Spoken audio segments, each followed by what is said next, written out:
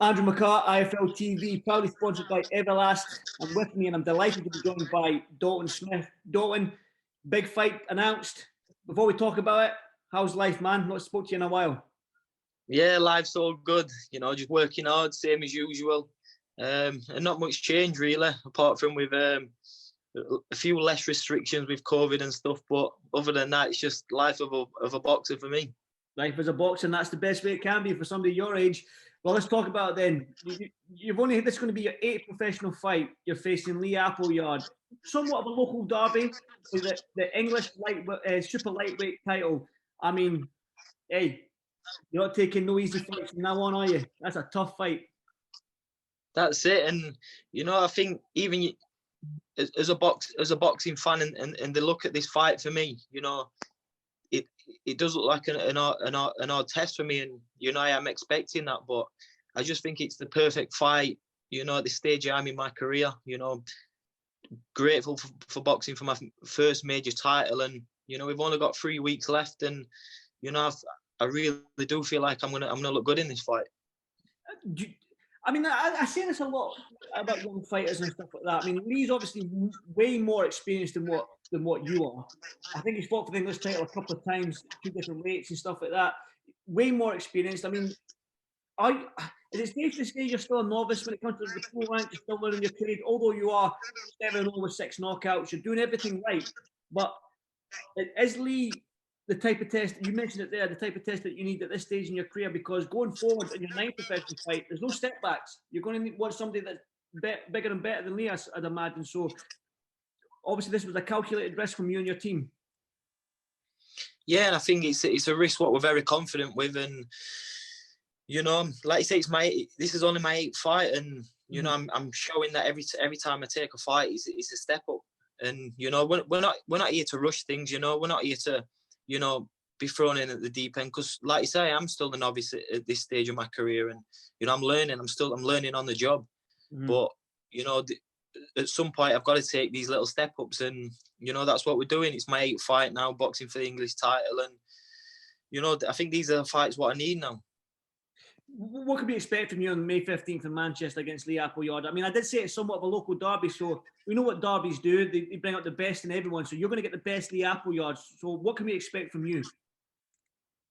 I think you're going to get the best out of me as well. I've said it before, the better the opposition is, the better you see of me. And, you can see that from my last fights, at fight camp with Nathan Bennett, you got the best out of me then, and I feel like you're going to get the same out of me on May 15th. The English title then, what does that mean for you winning this title? I mean, every title means a lot to young boxers, but like a young man from Sheffield, I mean, the English title, only 8th fight, yeah, what does it mean to you? Oh, it means a lot to me, and I've always wanted to go the traditional route, the English, the British, Commonwealth, European. I've always wanted to go that way. We're starting off like that, and not only it's my granddad's birthday on that day, on the 15th. So I've promised him that I'm going to get him a English title for his birthday. So it means a lot to me, and especially with my granddad, everyone knows he's my biggest supporter. He's been the one who's been there taking me to the gym since I was 5 years old. So it means a lot to me, this fight, to be able to win an English title for him on his birthday. Oh, hopefully, I don't know what it's like, but I think it just falls under allowing fans, man. That's quite. It would have been something special for your granddad to be there at the arena with you, but I'm pretty sure he'll be watching on TV. And if you win, and when you win, you can bring that title back to him. So is that going to drive you on more, knowing that it's your granddad's birthday? That's going to be some present you're going to give to him. Of course, when I'm in the fight, maybe if it does get hard or what, it's going to be in the back of my mind. I can't let him down and not bring the English back for him. And there's going to be no other way. I am going to be bringing that title back for his birthday. Definitely, that's what you need. Now, you mentioned you want to go the traditional route, English, British, European, and stuff like that. Is it safe to say that you're ranked highly as well? You're almost in the top 10 in Britain at super lightweight. You're the English champion, all going well on the May 15th. I'm looking at the names ahead of you. You've got Kieran Geffen, Joe Hughes, Kay Prosper is fighting in Spain next week. Then you go into the big guys. You've got Sam Maxwell, Robert Davis Jr., Akeem Ennis-Brown, who's the British champion, Tyler McKenna, Lewis Spencer, Harry Davis, Josh Taylor, Jack Carroll. I mean, obviously Josh Taylor and Jack Carter at world level, but the name. The list goes on, doesn't it? The list goes on. Absolutely tremendous and exciting division.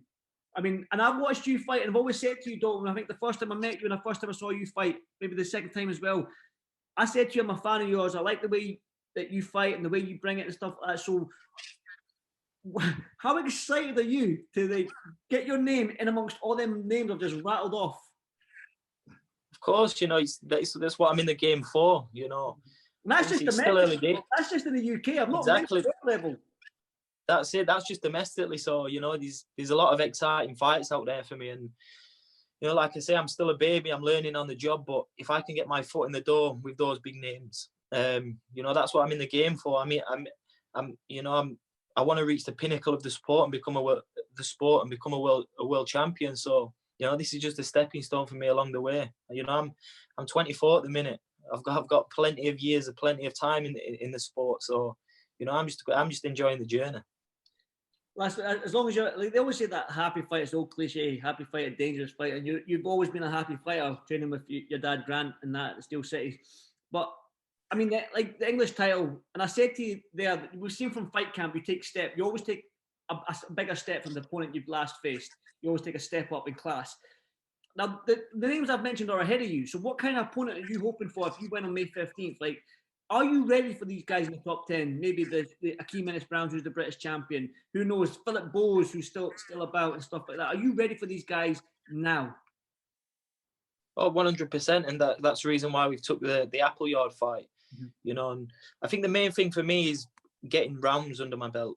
Mm-hmm. You know, I've never gone over 5 rounds, and you know, like I'm sparring now, doing 10 rounds. You know, doing it at a breeze with. You know, I've been sparring Lewis Ritson this last week.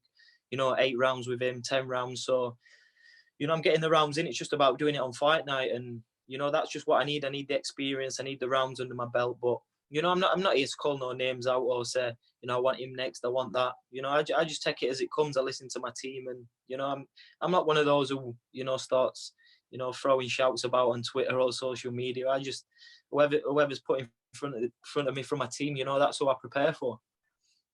Obviously, you've got a great team behind you and stuff like that, and there's calculated risks. So how do you get to your next opponent? Because like I said, the names ahead of you are great fighters, good fighters, well more experienced than what you are, Dalton. But it seems to me that you've got a mature head on your shoulders already, albeit you're only 24 years old, but you do have a mature head on them shoulders. So I'm guessing, again, it's going to be a calculated risk for the next opponent going forward. Yeah, but I think that's the sport we're in. That's what boxing is. It is about risks, and nobody's ever reached the top without taking those risks. Mm-hmm. You know, you've got to be put in the deep end at the times, and you know, that's what makes you become, you know, a world level fighter. So it's about taking the right step ups at the right time, and you know, people would want me in. People would want to rush me on, but you know, I listen to my dad, and I've got plenty of years in the game. You know, if I want to stay at the English level for a couple of fights, you know, I can do that because I've got time on my side, and you know, we don't need to rush for nobody. We've got to do what's best for us. But I feel like I'm going at a good rate and a good speed in my career. You mentioned the traditional route in the British title. Akeem Ennis-Brown holds that title, and he's due to face Sam Maxwell. Now, who knows what will happen with who wins that fight? But I wouldn't get your opinion on that fight. But if Sam wins, he's going to look to. I'm assuming that Sam would want to defend that title 3 times. You might possibly be one of them defenses. Would you jump at that fight if Sam wins? If not, would you face Akeem Ennis-Brown in 2, 3, 4 fights down the line? Of course, you know, if my team thought that was the right decision, then that's what I'd do. You know, I just listen to my team, and you know, obviously I've been around Sam through the GB days as well. You know, he's a nice kid, but you know, they're the guys. What's going to be in my way once I've climbed the ranks and you know, took these little step ups. But you know, so that's a very interesting fight because you look at Brown. He's, you know, I don't think he's the most technical of fighters, but you see when people fight him, he just smothers them, and he's just got that awkward style. And I think people have struggled to find his rhythm out.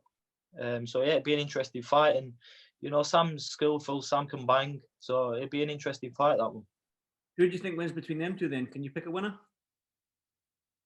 Couldn't pick a winner, to be honest. I couldn't pick a winner. Like I said, it's a good night in Manchester ahead. The good bill and stuff like that. You're making the right steps going forward in your career. But one person that's like yourself, who's jumped at, is Josh Taylor, who's in your division. I always get your opinion on Josh and the fight. He's fighting for the undisputed world championship against Jose Ramirez next month. I just want to get your thoughts on that fight. Can Josh do it? 100%, and I think he can do it inside the distance. You know what I think of Josh Taylor. I rate him. I think he's pound for pound one of the best fighters in the world. Even though he's my weight, I look up to these guys, and I learned. I'm a million miles away from those guys. What I mean? Josh has put his stamp down. It's amazing what he's done in the short space of time, and I learn off these guys, and because that's where I want to be one day. I've got to ask. You mentioned you were sparring Lewis Ritson there. How are those spars? Lewis is a come forward fighter, and he can whack a little bit as well. So how he's in your weight class. So how are those spars? Very good spars, and it's what I need. Similar style to what I think Appleyard's going to bring. He's not going to be able to outbox me, and I think they know that. And I think what they're hoping on is open eye tire in the later rounds. So me sparring Lewis Ritson, who puts on that pressure, but technically he's also a good boxer and can bang. Me dealing with that and then getting him with Appleyard. I'm used to that. Finally, before I let you go, I know it's May 15th, your granddad's birthday. You're fighting for the English title. So what can the fans watch on Sky Sports and stuff? What can they expect from Dalton Smith? I think I'm expecting for the best Lee Appleyard. He's had a lot of time to prepare. I think he must have been about a 10-week training camp now. So I'm going to get the best of him, the fittest Lee Appleyard, and I think you're going to see the best of me. I think it's going to go quite a few rounds. I think I'm just going to show my class and show what level I'm at. Well, it's a level I'm excited to see. I think, like I said to you at the beginning, I'm a fan of yours, Dalton. It's good to speak to you again. I haven't spoken to you for a while. I'll be watching. I don't think I'll get to cover that fight on May 15th, but listen, I'll be watching. I will be, and good luck. And I'll speak to you soon, mate. Always a pleasure, brother. Anytime, brother. Thank you so much, Dalton. Appreciate it, man. Take care, yeah? You too. See you later.